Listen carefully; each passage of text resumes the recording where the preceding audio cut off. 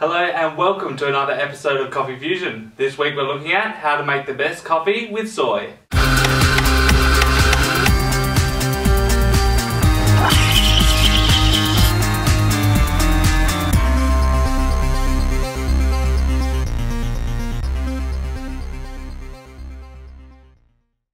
Hey guys, so those of you who follow my Instagram at the Coffeefusion, you'll know that the last couple of weeks I've been drinking soy coffee.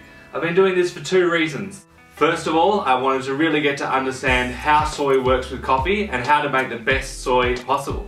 And second of all, I've been drinking so much milk the last few years, just flat white after flat white, that my stomach is getting a little bit sick of it. So I thought I'd take you through a few of the things I've tried to try and get the best out of soy coffee. So let's take a bit of a look. So basically I tried a lot of different things to make a really great soy coffee. I wanted it to obviously taste great, I wanted it to look great as well, but most of all I wanted it to be something that you could do in the cafe environment so that even if you were really busy, you could take the effort and make a really good coffee in the cafe.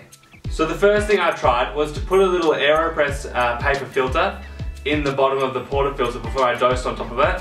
And the idea behind that was to try and get rid of some of the crema, because it always looked like the soy was like reacting with the crema when you're getting that precipitation. This didn't work so well though, so my next plan was to get a pour over paper filter, and try the same thing, but extract the coffee first and then pour the coffee through the paper filter to get rid of the crema entirely. This technique was a little bit time consuming, not really something that you can do in a cafe, so I ditched it, and through the Instagram posts, people were starting to recommend their ways of using soy. So I read about it for a while, and one thing that kept cropping up in a few cafes I visited as well, people putting their shot of espresso into their soy milk before they textured it. So this was suddenly creating a really yummy soy coffee. So then I kind of thought, well, how can I get the latte art back into it as well? So I came up with the idea to put half of the espresso shot into the milk and keep half of it in the cup, or seeing as I drink a double shot, one of the shots goes in the milk and one of the shots in the cup.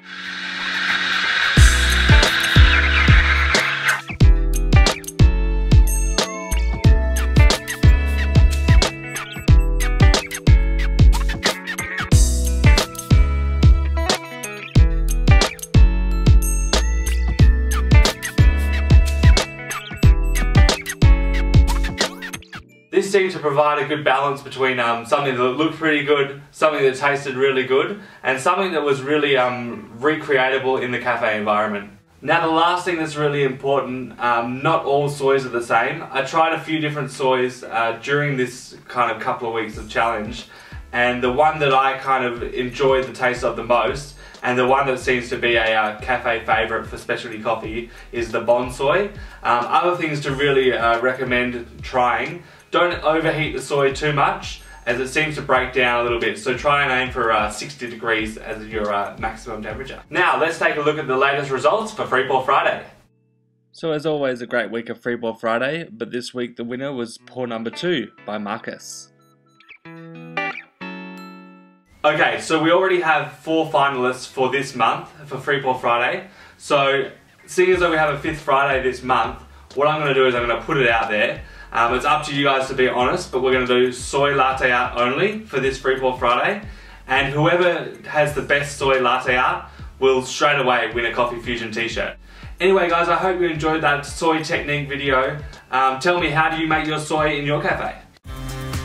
Remember, if you like this episode, you can join the Coffeefusion community by liking Coffeefusion on Facebook, following the Coffeefusion on Instagram, or subscribing to the YouTube channel. Remember, Coffeefusion is bringing coffee lovers together. Thanks guys for making it all the way through the soy episode. Good on you for sticking around. I'm going to give you a little bit of a heads up, seeing as though you stay till the end of the video. There's actually a big competition coming next month. I'm going to do away with Free Pour Friday for the whole month, but we've got some wicked prizes. The guys from Akaya Coffee Scales have donated a set of scales for us, and we've got some coffee subscriptions as well from 3000 Thieves. If you haven't heard of those guys yet, check them out online, and there'll be some more information coming up very soon.